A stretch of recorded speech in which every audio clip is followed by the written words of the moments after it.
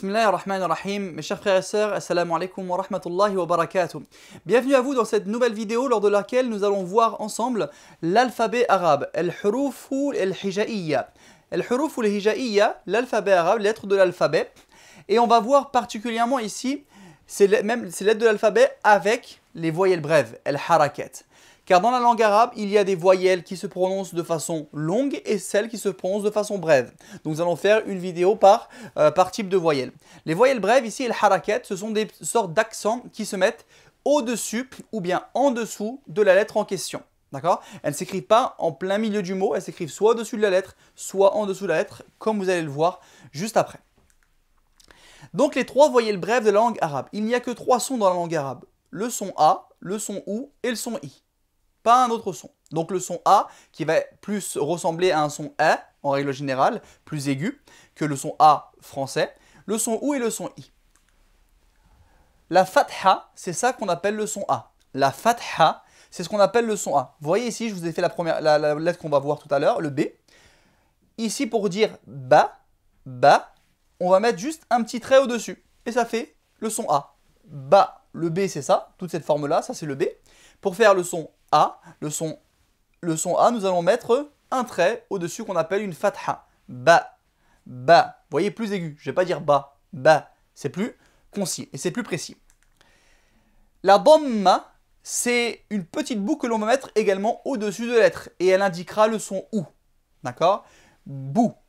Ici c'est ba, là c'est bou. Juste une petite boucle. D'accord? Le rond rouge que vous voyez, c'est juste pour bien vous illustrer de quoi je parle. Hein. Mais c'est que la petite boucle que vous voyez en noir ici, le son OU. Bou. Donc on appelle ça une dhamma.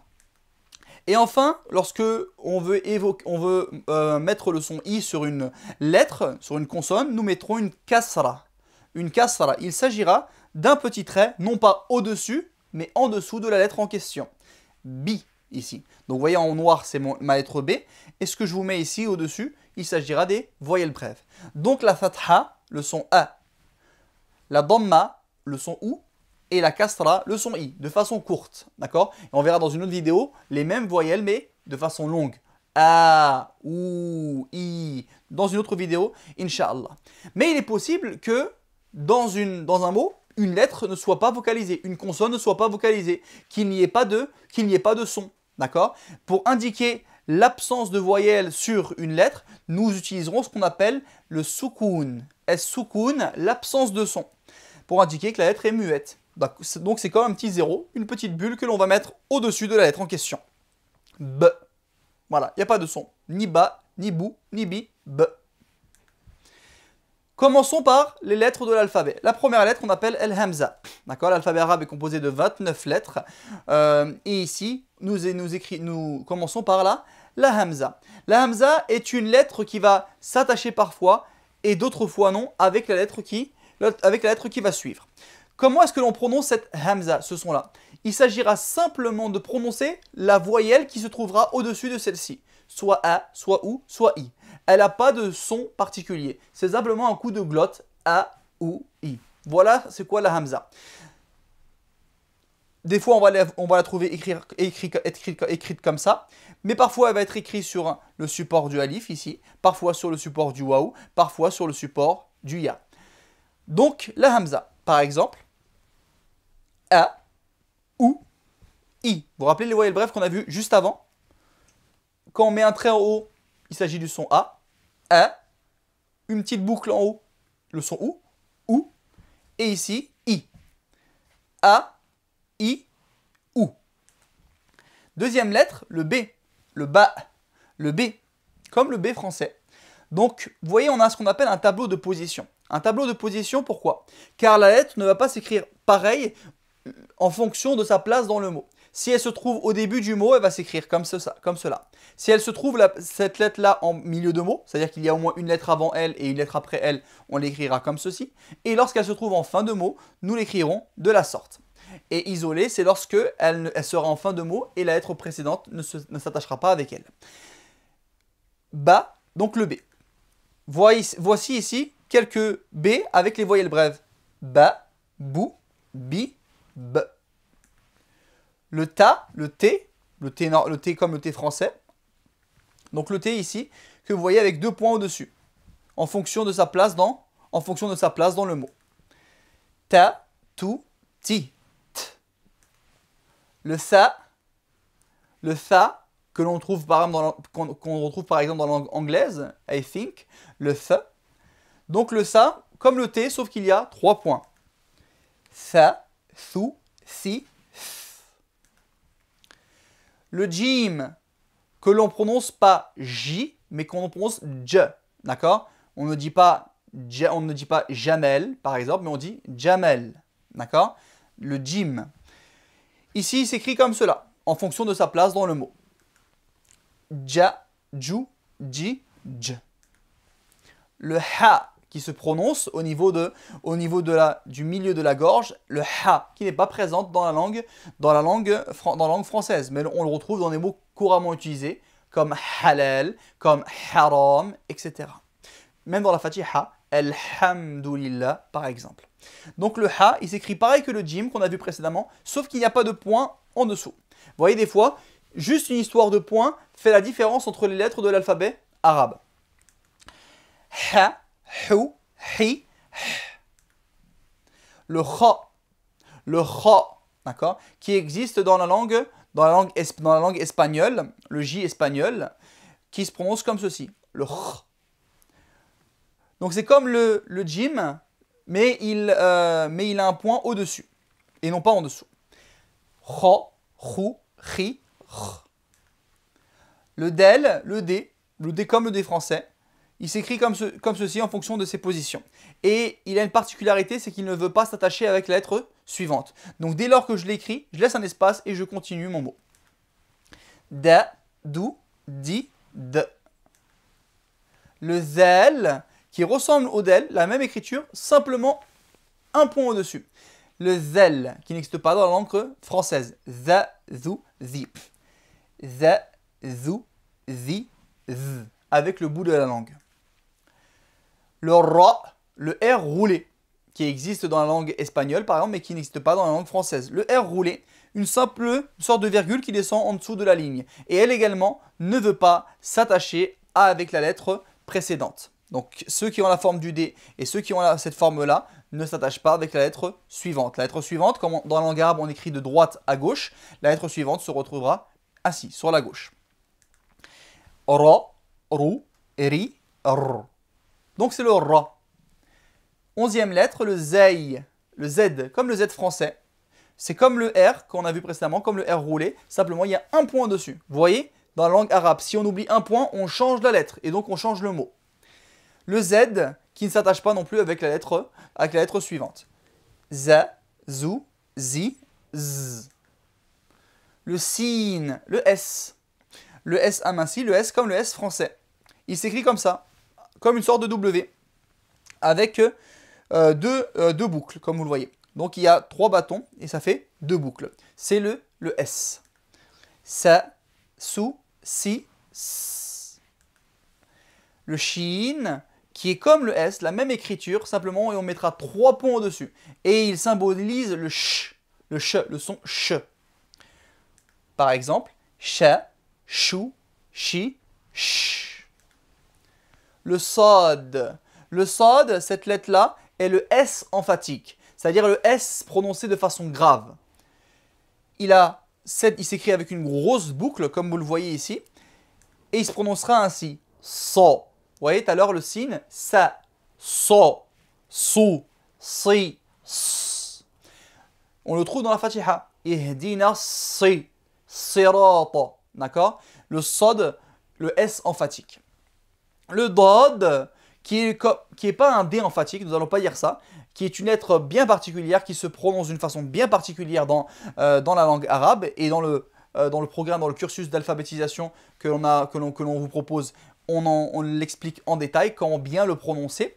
Donc le dod, qui est très emphatique, une lettre très emphatique, elle s'écrit comme le sod avec un point au-dessus. Da, du, di, d'accord? C'est le dod qu'on retrouve dans la Fatiha. Ghayril maghdubi, maghdou, ici, maghdubi alayhim, wala dallin. Le dod de la Fatiha. Donc ça c'est une sorte de D, mais très emphatique et il ne se prononce pas au même endroit que le D. Et ça, on le reverra dans un autre endroit, Inch'Allah. Le T emphatique. Donc le T qui se prononce de façon emphatique. Ta, tu, ti, ta. D'accord? Et je ne dis pas ta, tu, ti. Ça, c'est le T normal qu'on a vu précédemment. Là, c'est le T emphatique. Ta, tu, ti, ta. D'accord? Donc, c'est le ta. La même écriture, le va, avec un point au-dessus. D'accord? Le va. C'est comme le zel qu'on a vu tout à l'heure, une lettre qui n'existe pas dans la langue française, qui se prononce avec le bout de la langue, qui a un petit peu sortir, et il est emphatique. Le va, va, va. Par exemple, va, vous, vi, vous. Donc, il y a une lettre très emphatique. Comme dans le mot injuste, zalim, zalim. Le aïn, qui est souvent une lettre qui est difficile à prononcer pour les arabisants, ceux qui apprennent l'arabe et qui ne sont pas du tout d'origine arabe, c'est une lettre qui est très difficile. Pourquoi? Parce qu'elle se situe au niveau de la gorge, d'accord? Au niveau de la gorge. Et elle s'écrit de la façon que vous voyez. Donc elle a une écriture particulière en fonction de sa place dans le mot. A, ou, ai, a. Donc c'est une lettre qui se prononce au niveau du milieu de la gorge. A, ai, ou, a, ou, ai, a. La 19e lettre, le roin, comme un R français, mais emphatique, grave. Il s'écrira comme cela, comme le aïn, mais avec un point au-dessus, en haut. Ra, rou, ri, r. On le retrouve par exemple dans Surat al-Fatiha, dans Ghayril Mardoubi, le Roin, comme un R français mais emphatique très grave. Et il se prononce également au niveau de la gorge, le Roin. Le Fa, qui est le F, d'accord, il s'écrit de cette façon. Fa, fou, fi, f. Le Qaf, qui est une sorte de Q, Qa, d'accord, qui est également une lettre emphatique, qui s'écrit comme le Fa pratiquement, mais avec 2 points là-haut. Qa, qu, qi, qa. Le Kaf, comme le K français, le Kaf, le K. Donc il s'écrit de cette façon. Vous voyez ici, il ne s'écrit pas pareil à la fin par rapport au début, au milieu du mot. Ke, ku, ki, k. Autre lettre, le Lem, le L. Il s'écrit comme vous le voyez ici. Donc ça ressemble même un peu au L français, mais à l'envers. La, lou, li, l. Le mime, le M, comme le M français, un petit rond, comme vous le voyez. Ma, mou, mi, m.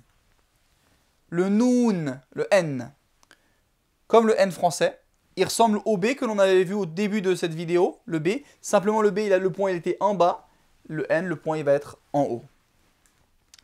Na, nou, ni, n. Le Ha, également une lettre qui se prononce dans la gorge, d'accord, au fond de la gorge, le Ha, qui est une lettre qui peut être difficile pour certaines personnes. Il s'écrit de cette façon-là. Vous voyez, une écriture totalement différente selon les 4 positions de cette lettre-là dans un mot. C'est comme si on voudrait essayer de faire sortir un peu l'air de notre gorge. Comme lorsqu'on est essoufflé. Ce son-là. Ha, hu, hi. Le Ha. Le Waouh, le W, mais parfois il peut vouloir dire la voyelle longue, le grand OU. Ça dépendra de comment est-ce qu'il est utilisé. Vous voyez une grosse boucle, d'accord? Une grosse boucle. Et il ne s'attache pas avec la lettre suivante.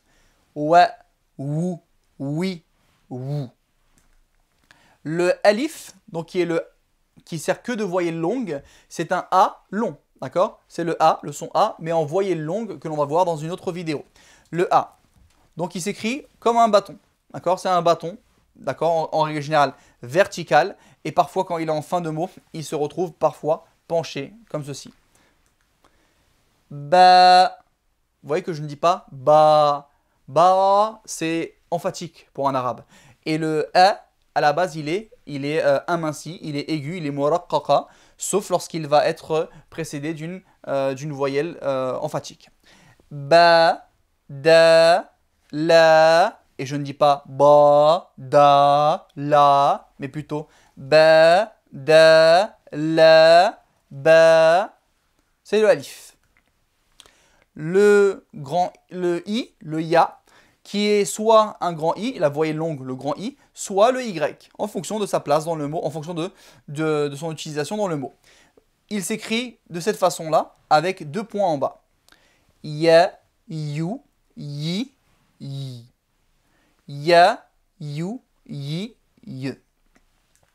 Voilà ici pour les lettres de l'alphabet arabe. Mais j'ai voulu vous ajouter un petit complément, une lettre que l'on va revoir dans beaucoup de mots, mais elle se trouve qu'en fin de mot. C'est ce qu'on appelle at-ta'ul marbouta, le T attaché. D'accord? Le ta'ul marbouta, le T attaché. À quoi il va nous servir ce T-là?